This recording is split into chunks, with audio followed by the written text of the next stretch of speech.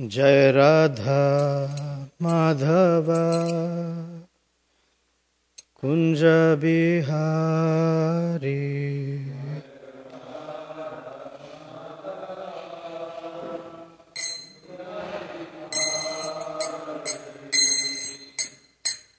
गोपी जना वल्लभा गिरिवरधारी।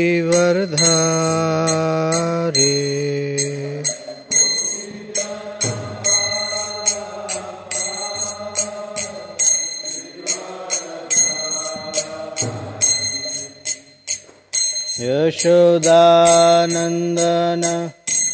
ब्रज जनरंजन।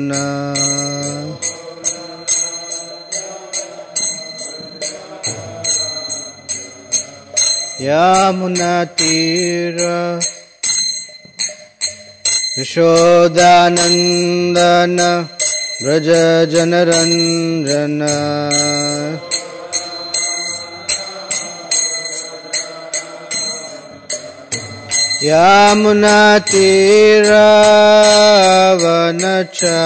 यमुनातीरावनचारी।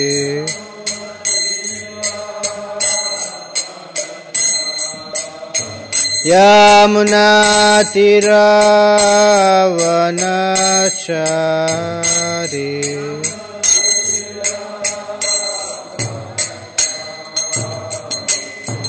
जय राधा माधव कुंज विहारी।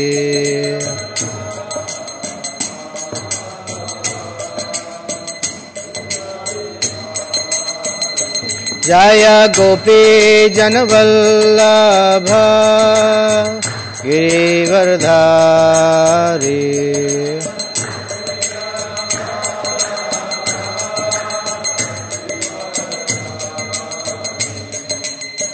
यशोदानंदन ब्रज जनरंजन।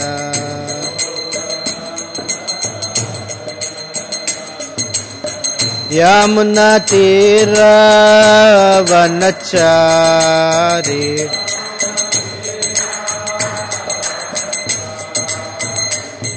जय राधा माधव कुंज विहारी।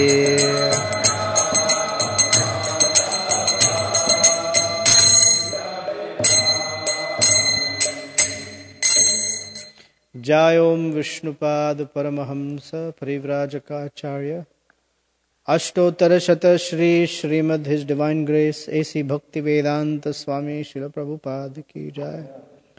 अनंत कोटि वैष्णव वृंद की जय। ग्रंथराज श्रीमद् भागवतम की जय। All glories to the assembled devotees. All glories to the assembled devotees. All glories to Sri Sri Guru and Gauranga.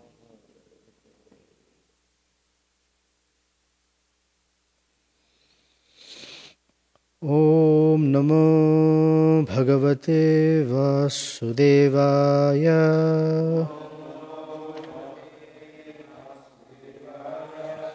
Om Namo Bhagavate Vasudevaya.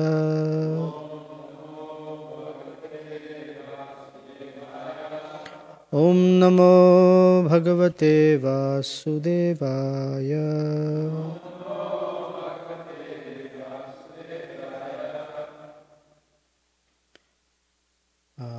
Gokulananda, verse number 11. Srimad Bhagavatam, Canto 5, Chapter 6, The Activities of Lord Rishabhadeva, text number 11.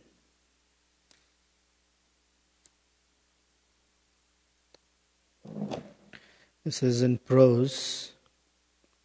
Te chahi arvaktanaya nijalok yatrandha paramparaya shvatas tamasi andhe swayam eva prapatishyanti. Translation. Low-class people, due to their gross ignorance, introduce a system of religion that deviates from the Vedic principles. Following their own mental concoctions, they automatically fall down into the darkest regions of existence. Purport by Srila Prabhupada Ki Jai. In this connection, one may see Bhagavad Gita, chapter 16, where there is a description of the downfall of the Asuras. 16th chapter, text 16 and 23. Oh, that's it. So I'm going to continue the next verse, text number 12. In this age of Kali, people are overwhelmed by the modes of passion and ignorance. Lord Rishabhadeva incarnated himself to deliver them from the clutches of Maya. Purport. The symptoms of Kali Yuga are predicted in the 12th canto, 3rd chapter of Srimad Bhagavatam. Lavanyam Keshadharanam. It is indicated how fallen souls will behave. They will keep their hair long and consider themselves very beautiful. Or they will pluck out their hair as the Jains do. They will keep themselves unclean and will not wash their mouths. Jains refer to Lord Rishabhadeva as their original preceptor. If such people are serious followers of Rishabhadeva, they must also take his instructions. In the 5th chapter of this canto, Rishabhadeva gave his 100 sons instructions whereby they could become free from the clutches of Maya. If one actually follows Rishabhadeva, he will certainly be delivered from the clutches of Maya and return home back to Godhead. If one strictly follows the instructions of Rishabhadeva given in the 5th chapter, he will certainly be liberated. Lord Rishabhadeva incarnated specifically to deliver these fallen souls. Om Ajnana Timirandhasya Gyananjana Salakhaya Chaksurun Militam Yena Tasmai Shri Gurave Namaha Shri Chaitanya Manobhishtam Sthapitam Yena Bhutale Swayam Rupa Kadamahyam Dadati Swapadantikam Vancha Kalpa Tarubhyascha Kripa Sindhubhya Evacha Patitanam Pavanebhyo Vaishnavebhyo Namo Namaha Jai Shri Krishna Chaitanya Prabhu Nityananda Shri Advaita Gadadhar Shavasadi Gaura Bhakta Vrinda Hare Krishna, Krishna Krishna, Hare Hare, Hare Rama, Rama Rama, Hare Hare.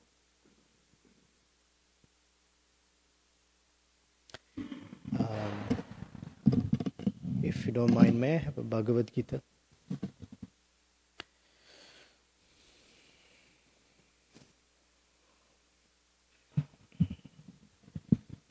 This is Shukadeva Goswami, thank you. Shukadeva Goswami speaking to Maharaj Parikshit about the deviation from religious principles that were introduced after Lord Rishabhadeva. Now one might say, what is such a big thing about deviation? Deviations have their consequences. So one should be very careful. Vedic principle, the Vedic system is very precise, and generally it's said that it's a sensitive system. In physics or engineering, we use the term sensitive. It means for a small change in input, the change in output is very big. That's called a sensitive system. So, the Vedic system is very sensitive. If there is a small change in standard, if there's a small change in discrepancy in following the previous Acharya's instructions, then the outcomes are very big changes. So Srila Prabhupada always warned us, don't change things. He said your Western disease is that you always want to change it. You're always looking for new and improved. And we see that throughout all religious systems, people try to make their teachings relevant to the modern day. And they struggle. When you have a religious system that is not based on spiritual principles, you have to keep renewing it to make it contemporary enough. Otherwise, people cannot follow it. So there are some persons, some scholars who've gotten together to revise the Bible. And their whole system of revision is a little funny. Because, how do people recognize a scholar?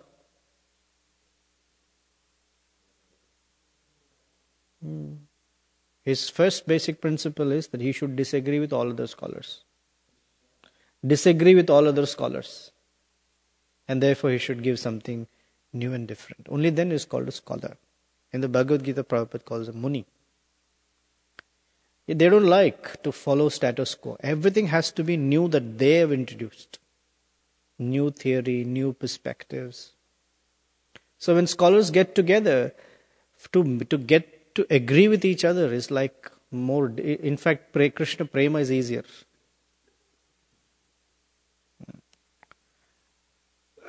So the scholars get together and they devised a system by which they will revise the Bible.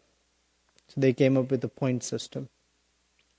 Each scholar was given a few red coins, yellow coins, and green coins or pins. And they would go verse by verse in the Bible. So they would read a verse and they would say, how do we revise this? Then one scholar presented a revised version of the verse. And all the scholars who agreed, they would hold up their green pin. Some who had a little doubt would show up their yellow pin. And those who disagreed would show up the red pin. And they would have a red dot, however, they would mark their vote. And like that they would see, wherever there's a majority of green, that's passed. Where there's a majority of red, okay, we'll have to revise it now. Like that. And what happens at the end of it is, whatever is the Bible has got nothing to do with Jesus' teachings. It is just a revised version that scholars agree upon. So deviations are very scary. In fact, even Krishna talks about it in the Bhagavad Gita. Evam parampara praptam imam rajarshayo viduhu sa kale neha mahata yoganashta parantapa. A deviation, quite directly for us, means that the connection with Krishna is either weakened or broken. That's what a deviation does. And when the connection is broken, it doesn't matter how much water we pour. Suppose we cut off a tree in its trunk and then bring it and keep it here. There is no root. Keep watering. It's not going to help because it's not connected to its root. How much ever one follows a so-called system, if it is not connected to Krishna, if it is not connected to God, it doesn't matter. One will not feel nourished. One may be following it very sincerely, still will not be. Therefore, the best principle to make sure that it is very sacredly reserved or sacredly preserved, is the principles of tat karma pravartanat sangatyaga satovrute. These three things help preserve the parampara and help us remain connected to the parampara. Because one may be very utsaha, very enthusiastic, but if he doesn't follow tat karma. Therefore, devotional service is all about following activities as prescribed by Shastra, as prescribed by the Acharyas and Guru. Then there is bhakti prasidhiti. There is some nourishment in bhakti. Tat karma. And these activities, the regulative principles of bhakti, are already identified. We don't have to create new ones. Are 4 regulative principles really sufficient? Should we make them 6? Would people be more impressed if there were 6 regulative principles instead of 4? Or are 4 very difficult? Should we make them 3.5? Or 2.5? Or 3 maybe? Because 4 is a little too difficult for everyone. Should we have regulative principles at all? I mean, like that. With no need to change anything. Prabhupada is given, and we follow that. To keep ourselves, what's called bhaktir prasidhyati, the nourishment of our bhakti happens. And to follow tat karma, to know how to act within the regulative principles of bhakti, which are not just 4, there are many, we need to do what's called satovrate. Look at the lives of the previous acharyas and follow their example, how they have set perfect examples to follow. Then we protect ourselves against yoga nashta. Another feature is guidance. To seek guidance on every aspect of life is a very protective way. That way we make sure that unknowingly or unintentionally we are not creating or deviating from what might be the right way of applying ourselves in bhakti. And that's very important. Otherwise, this is what's happening. Low class people. Low class means those who are not guided by Brahmanas, or those who are not Brahmanas. They are called low class. That means they don't apply themselves to the Apaurushaya teachings. They consider that what has come from their imagination, their sense of creativity, is what is applicable, is what is true. That is called low class. Low class thinking means individual creativity. High class thinking means creativity that is aligned to Krishna's teachings. There is room for creativity. It's not that everything is already thought about and there is nothing for us to be creative about. We're just little machines that have to, serve Krishna. No. There is room for so much creativity within service to Krishna, or within the boundaries of what is permissible, or what is defined as bhakti. Everything has a boundary. The material world has a boundary, and although spiritual world is boundaryless, within that also there are boundaries of rasas. So there is unlimited capacity for being creative as long as one doesn't deviate from the principles of bhakti. Prabhupada says, in this connection we may see how the asuras behave in chapter 16, texts 16 and 23.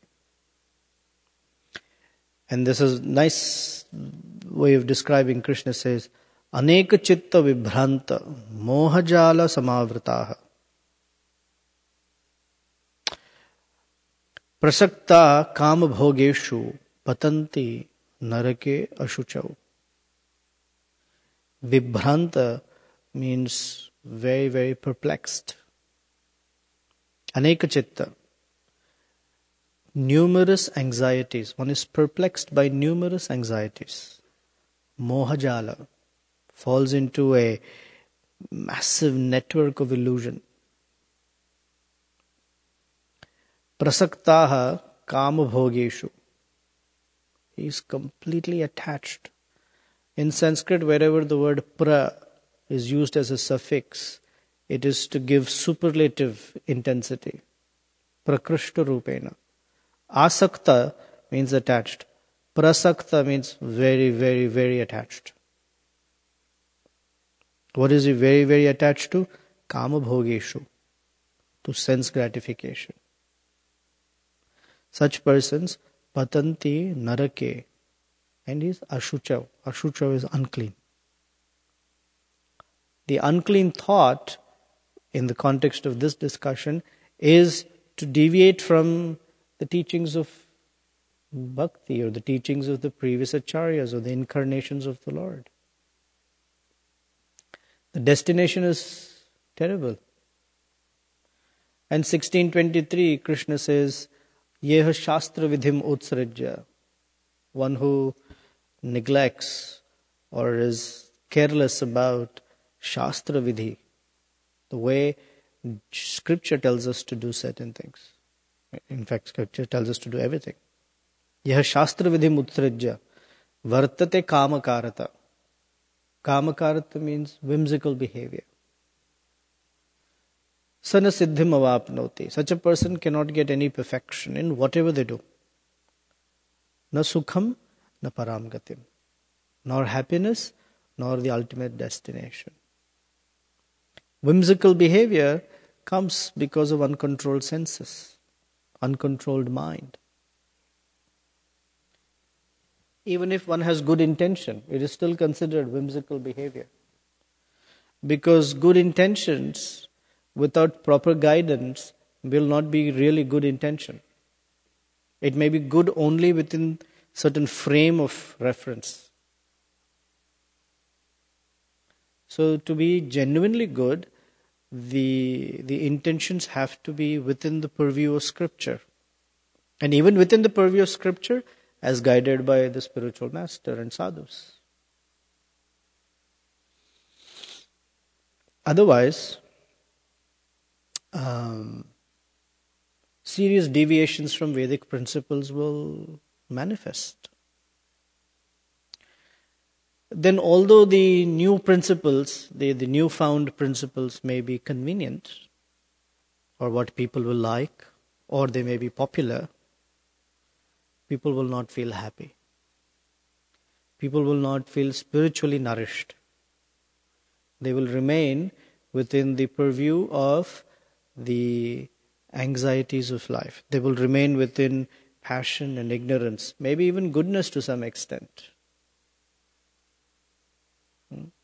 Like there are some personalities who, in the history of humanity, have created sub-religious principles or completely irreligious principles. They created their own philosophies.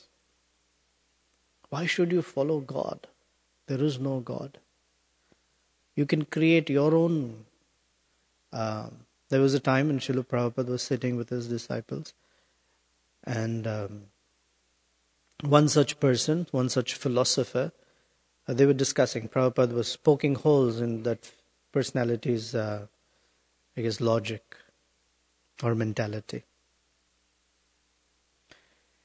So Prabhupada asked, what is he saying? He said, oh Prabhupada, this person mentions that there is no need to follow God. There is no need for a guru. Divinity exists in your own heart, and only you need to search for your own self. You don't need the help of a guru. You don't need anyone. And Prabhupada said, look at that. He is telling everyone, you don't need a guru, but he wants to guide everyone. This is rascaldom. What else does he say? He's written a new book, Srila Prabhupada. What does his book say? His book says, you don't need to read any books. What is the use of reading? What is the use of... Because you don't need books for these things. Spiritual life means your own search. And Prabhupada said, and he wrote a book to tell others that you don't need to read books, and he wants everyone to read his books. This is rascal. Now where does it say? Where does it say that one should not study Scripture? According to scripture, one should study, one should hear from a guru. In fact, the whole of Vedic knowledge is based on tad vijnanartham so guru eva abhigachet. Without guru, one cannot get knowledge. It's impossible. Even if Paramatma is sitting in the heart, he is not accessible without the medium of a guru. Even if people read here and there. Yesterday I was reading something about Vedic knowledge. And a very nice analogy is used. It was about mantras. So one may receive a mantra from a guru, and that allows for, that's the right way for the mantra to fully manifest in the consciousness of the receiver. However, we receive mantras, or we see mantras all over the place. The Gayatri mantra, the Brahma Gayatri is famous everywhere in India. Everybody recites it, small children. In fact, they think that is the Yuga mantra. It's all over, the blasting on the TV, all here, there. Professional singers are chanting it. Om Bhur, everything, the whole thing. And many people recite that also. Oh, Brahma Gayatri, Gayatri mantra. So it's described that recitation again and again, even hundreds of times, will not bring any effect. Will not bring any effect.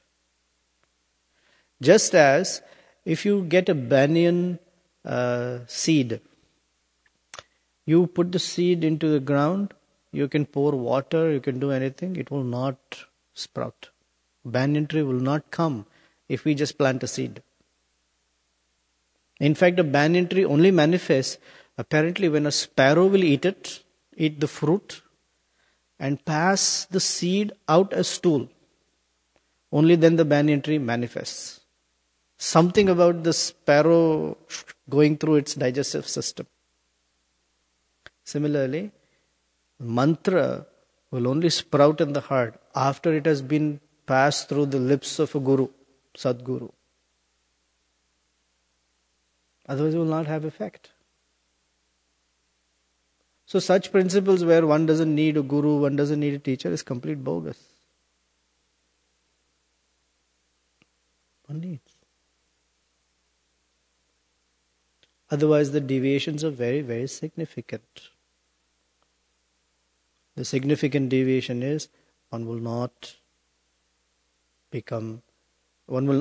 feel connected to Krishna. And the greatest loss for human life is to not feel connected to Krishna. This is the greatest loss.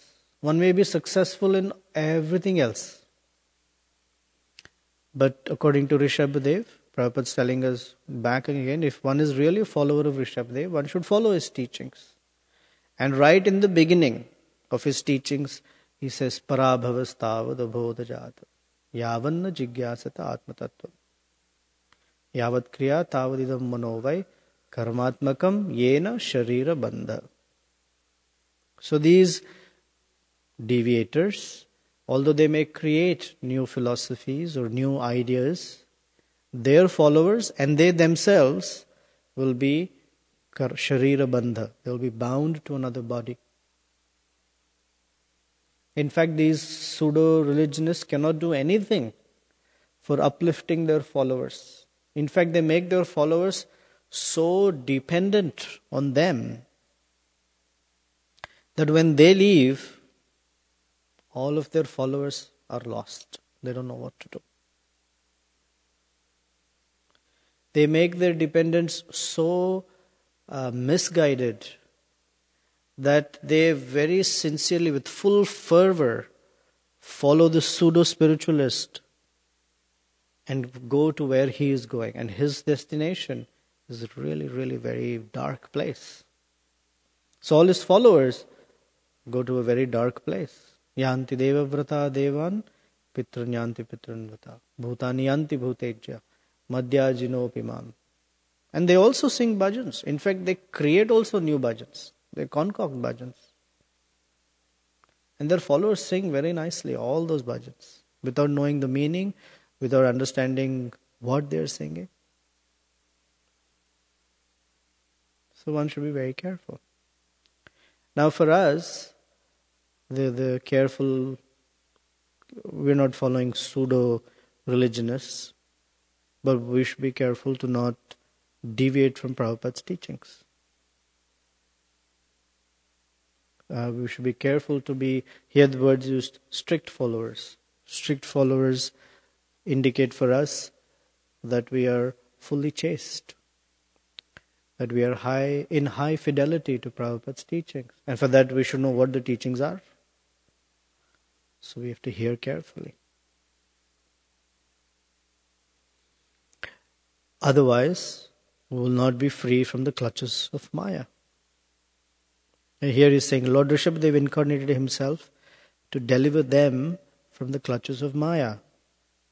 So in Kali Yuga, the clutch of Maya is very, very strong. And one of the indicators of that strong sense of clutch of Maya is people want freedom. Or people want independent thought. They like to be independent-minded. And they challenge anything that's called authority. They challenge everything that's already established. They don't like it. They want to create their own. That tendency, that mentality seeps through very, very strongly in Kali Yuga. In Satyuga, Treta, Dwapara, although it's progressive in that direction, the instances of such persons is rare and it's very big. But by the time Kali Yuga manifests, everybody is like that. The rarity is someone who says, I want to follow previous acharyas. What? Are you crazy? What happened to your independent thought? Why would you not think for your own? Why don't you challenge status quo? Etc. You should challenge. You shouldn't take anything for granted. What is all this? Find out for your own self. All that may be okay, but the conclusion that one should come to is that the real intelligence is in following Vedic authority. This is when we know that our intelligence is perfectly sane, that it is working. When we can come to the conclusion, it is better to follow Vedic authority. This is when intelligence is perfectly working. When intelligence is imperfectly working, the conclusion that one comes to is, no need to follow any authority. Be your own authority. And in Kali Yuga time, that imperfect intelligence is given most credit. It's encouraged. In fact, such persons become emblems of leadership, modern thought, etc. Because everything is upside down. Prabhupada says topsy-turvy. So deviation from Vedic authority is very, very risky and highly dangerous. So it becomes a responsibility of every member of the Vedic paradigm to preserve it, to first to absorb it carefully and to preserve it carefully. Otherwise, unbeknownst, one might be the new Arhat, Maharaj Arhat, creates a completely different system in the name of religion or religious principles. Okay. Any thoughts, comments?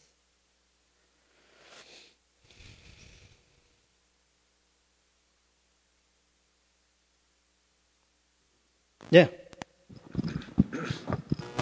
Prabhu, we can see many arhat in the ISKCON also, the divided the communities. So how to be aware of those people and strictly follow our acharyas?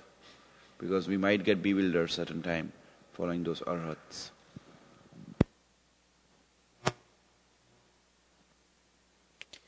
We see many arhats in ISKCON also.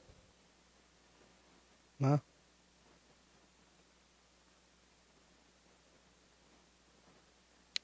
Since we are not either followers of Lord Parashuram or followers of Kalki Avatar, our challenge is not to go finish off all the arhats in ISKCON. Okay, so because you asked such a question, I have to make sure I say things. How to save? I would say that the best way is to learn what are Prabhupada's teachings carefully. To learn them. That means to hear from those who have been serving Prabhupada very closely, to know that, to hear from them nicely, to study Prabhupada's books nicely. And be very, very, like a very conscious thought is that let me not be the cause for creating any deviation in my own life.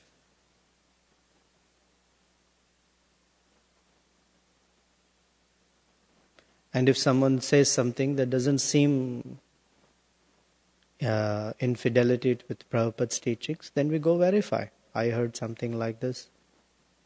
First is to ask the person, what does this mean? I'm not understanding. My understanding means like this. Can you explain? Even after that, we can go to someone else who knows properly what is Prabhupada's teachings and get it clarified from them.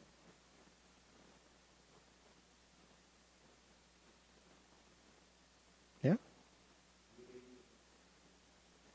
Hearing makes it worse.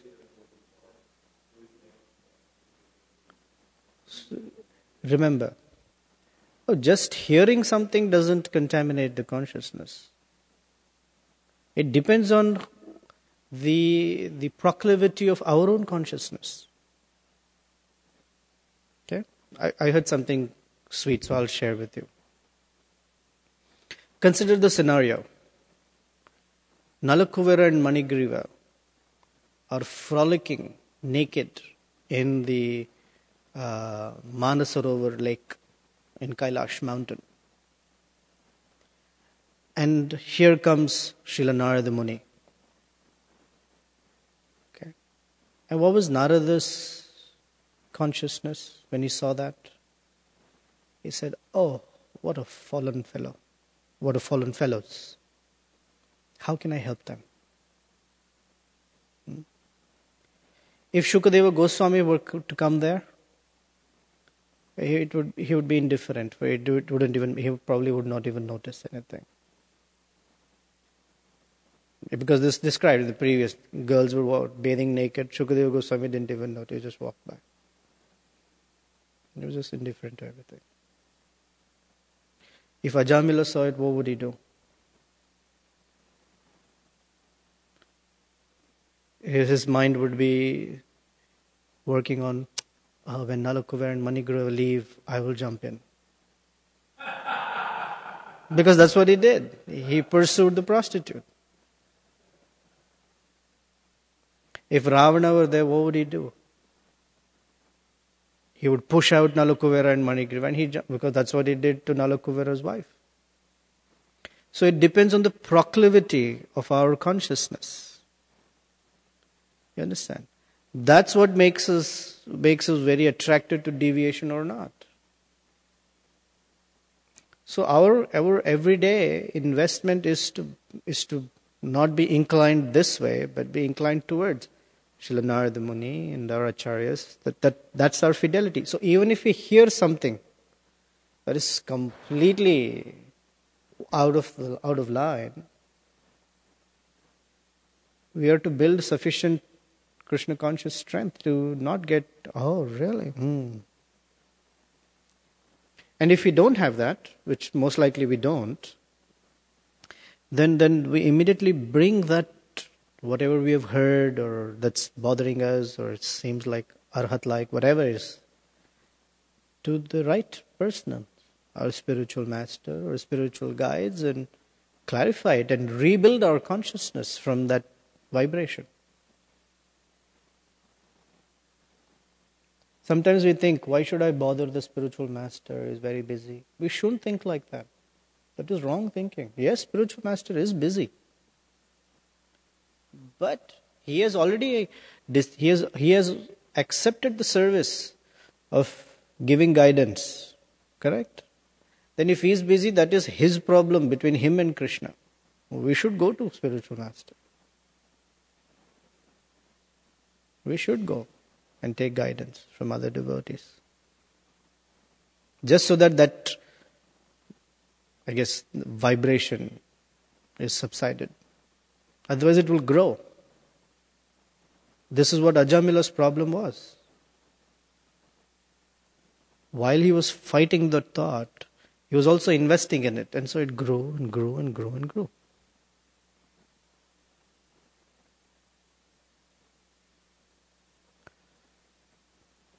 Jai Jagannath Prabhu.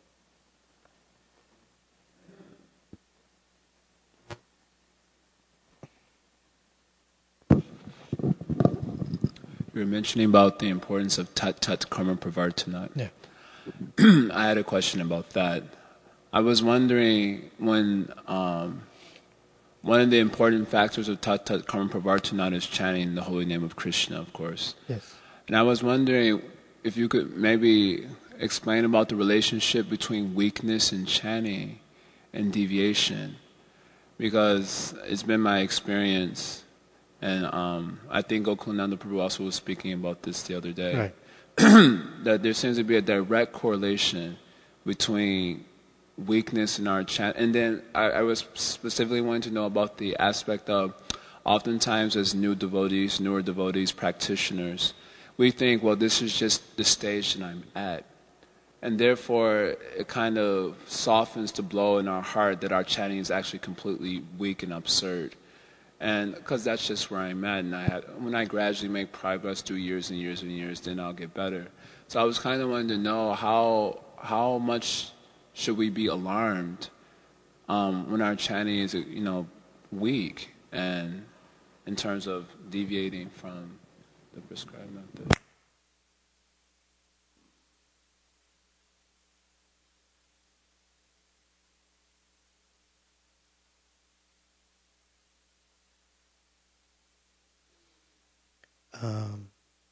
In any system, there is what's called a dashboard, some way by which it indicates what's going on.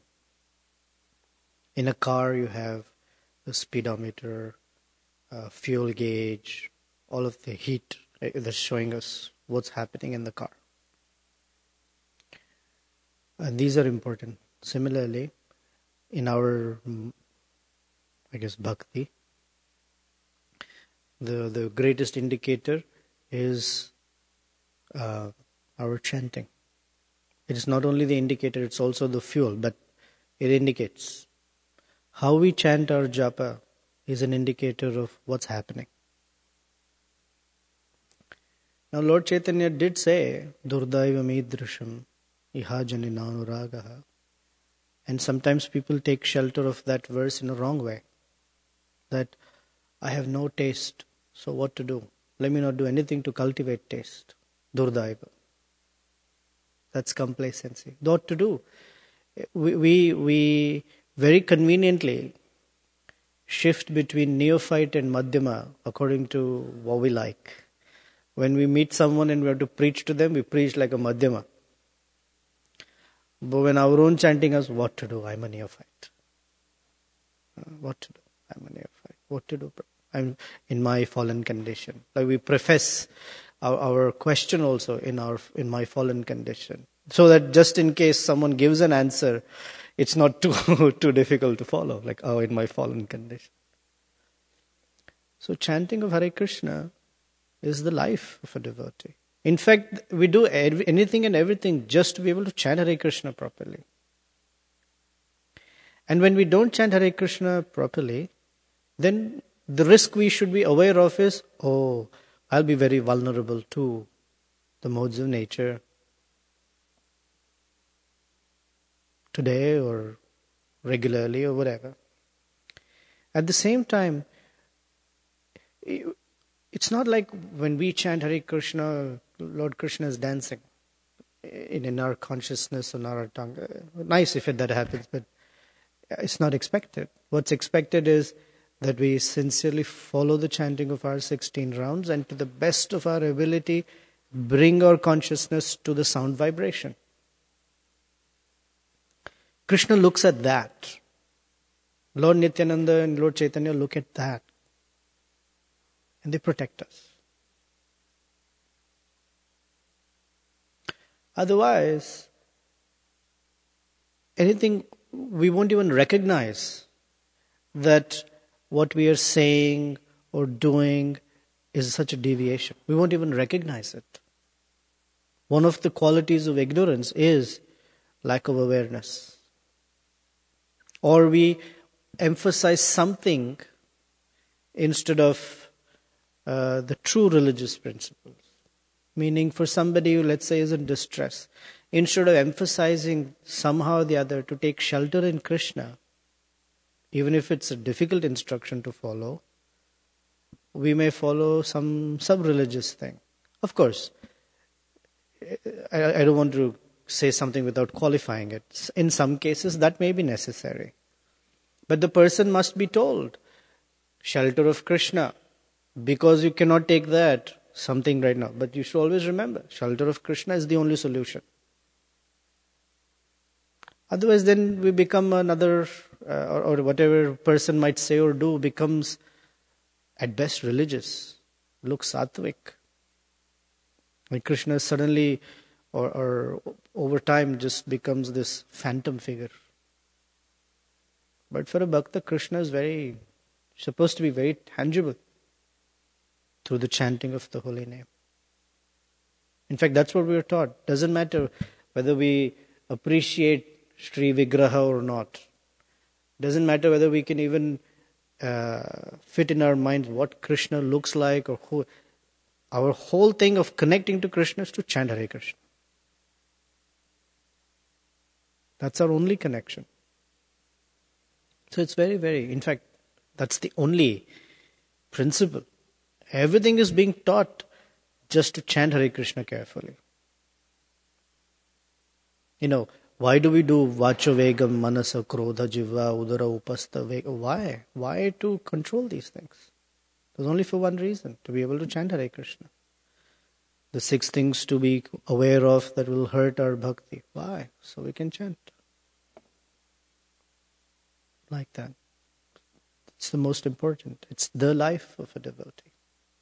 And discrepancy in that is the discrepancy in the rest of life. So any problems one is facing, physical, emotional, mental, spiritual, of course, the solution is always to somehow chant Hare Krishna. That adjusts everything else. Yeah? It is the life.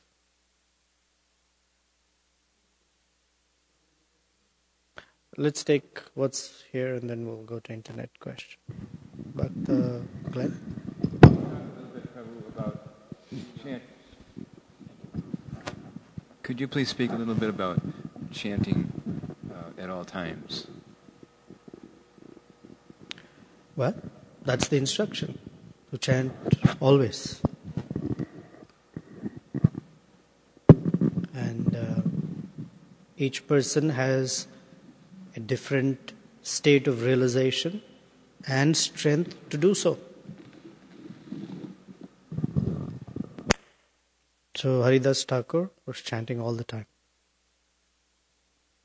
And when he was conversing also, it was about Krishna, so that's considered chanting. Glorifying the Vaishnavas, that is also considered part of Kirtana. To chant always, for Kirtanam to manifest, there has to be Shravanam. Without Shravanam, Kirtanam cannot manifest. True? If we never heard, what would we say?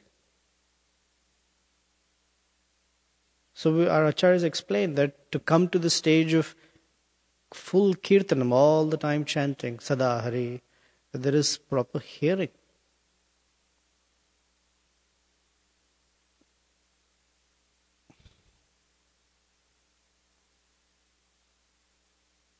And quality of chanting Hare Krishna manifests Kirtanam on a wider scale. Kirtanam on a wider scale means talking about the forms of understanding and discussing the form, activities, qualities of Krishna, all of that. But it comes from proper chanting. And proper conception of chanting comes from proper hearing. Devotees who hear nicely, most likely will chant nicely. And devotees who don't hear nicely, they can't chant nicely. It's very difficult.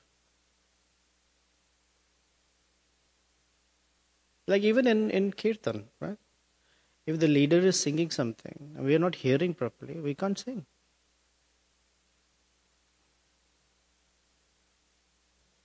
It's not just following the tune. That's not it. Tune people can follow. But one's not hearing properly, so one doesn't connect with the sound vibration.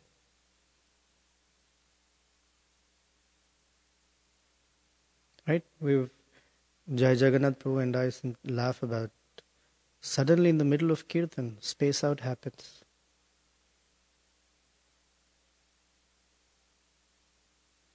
Like that, and it's in the middle of a conversation. The only time when that doesn't happen is when there's prasadam in front of us. That's the only time when our attention is like very full on. In fact, we don't hear anyone speaking to us also. Hari Bol Prabhu, we're only hearing the sound of chewing and nothing else. That's when our concentration is like perfect. 30 seconds later, it's gone. So hearing is important for chanting. Yeah. So, thanks for explaining the importance of following Sadhguru and approaching him for questions. So, one question I have is, when should we ask questions to a guru? There's a Maharaj who says that sometimes devotees approach gurus when they have health problems, as if the guru is a doctor. I mean, the better thing would be to just approach a doctor. Why should you tell that to a guru? The only thing is, sometimes the way medical science is, acknowledging that even devotees go to modern medicine, it's sometimes it sees things in a different way and explains things in a different way. And even among different medical fields, there are contradictions. So, if someone is having health problems, either physically or emotionally or mentally, I mean, I found it curious that you just said in the previous question, just chant, everything will be all right. No, I didn't say like that. That's not what I said. One who asks questions pertinent to one's bhakti, those are proper questions. If one doesn't ask any question of the guru, Sadguru becomes sad guru. It's like no one's asking what's going on. So even in, let's say, bad health, the question to ask a guru is, how may I see my relationship with Krishna in this situation? That's the question to ask, not which medicine should I take. One may be in financial distress, physical distress, mental distress, emotional distress. Of course, spiritual distress is a given. How do I see my relationship with Krishna? How can I serve Krishna? What way can I serve Krishna in this situation? That's what needs to be asked. That's the right question. And if our consciousness is really elevated, then someone like Parikshit Maharaj will ask, what is beneficial for everyone? That's what he says. Oh, your question is Bhavadbir Lokamangalam. Even at your time of your death, you're thinking about the benefit of others. Okay, well, we're not going to be beaten up because we didn't ask such a question. We can ask, what is my own Mangala? Like, how can I benefit myself in my relationship with Krishna in this situation? That's the question to ask.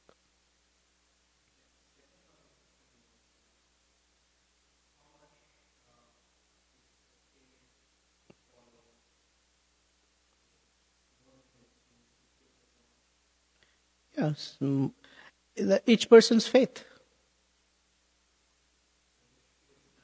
No, the standard is you follow according to your faith. Because if you do something outside of the standard of your faith, we'll hurt ourselves. Suppose I don't have that faith that only by chanting Hare Krishna, everything will be taken care of. Why suppose? Let's take it for granted. It's not there. I'll hurt myself. In fact, Bhaktivinoda Thakur cautions one to not do so. Act according to faith. And let faith develop from there on. But one should accept that I don't have complete faith. I have faith in Krishna, I have faith in the holy name. I may have to make some, take something just for the helping something, and that's fine.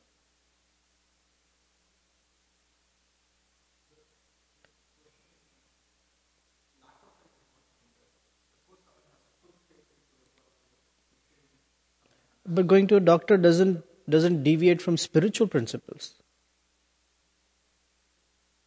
Going to a doctor to fix something in the body doesn't deviate one from spiritual principles. It doesn't mean that now they lose faith in Krishna suddenly.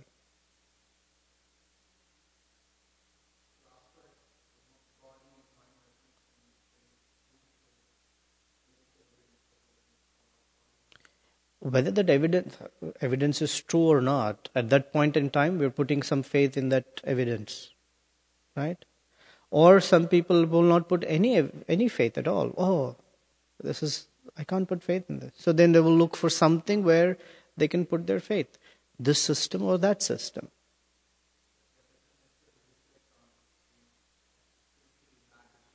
Oh.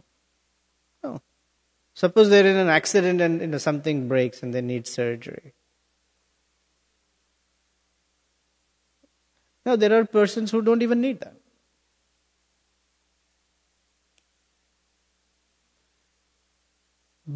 Just because what Jagannath Das Babaji told his servant, Bihari Lal, where are you going? I'm going to beg for food so that I can cook something for you. No need, just sit here and chant Hare Krishna, Krishna will take care of everything.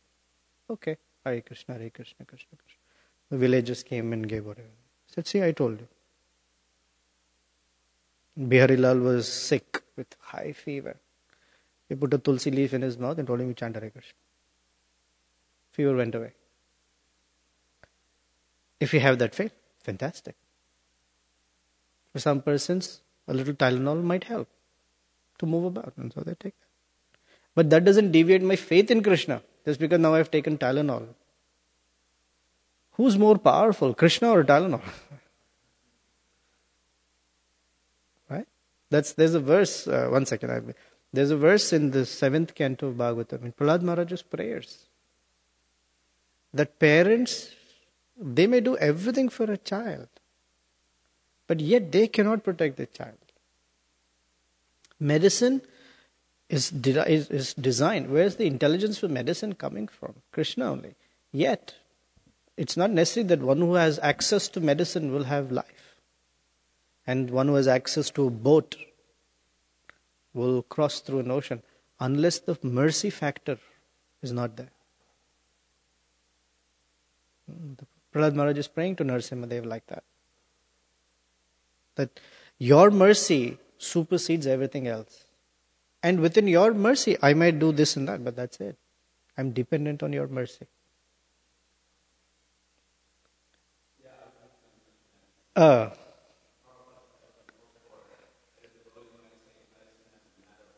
Correct.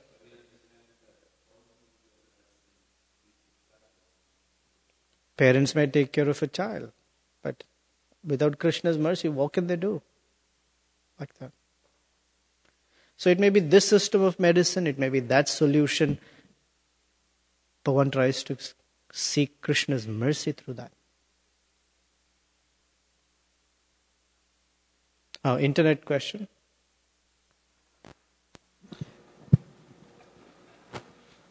Who's asking? Himanshu Prabhu. Oh. He told me to ignore the question, but I also have the same But we question. usually ignore Himanshu, so let's No. ask the question. So, how do you distinguish between a deviation versus a logical improvement? For example, in Prabhupada's times, we had sannyasis in their 20s. For many reasons, that policy was altered. Okay, good question. Can you repeat the question? Well, basically, how do you distinguish a deviation from a logical improvement? As an example, he's giving that Srila Prabhupada was giving sannyas to young people, but now ISKCON is not doing that. Adjustments in details are okay, according to what our favorite Desha, Kala, Patra, time, place and person or circumstance. People use this as a fantastic excuse for any changes. Desha, Kala, Patra. Desha means place. Kala means time. Patra means vessel or person. According to these, one can make adjustments. Yet, the adjustment is not in principle. The adjustment can be in detail. So there we can have this question.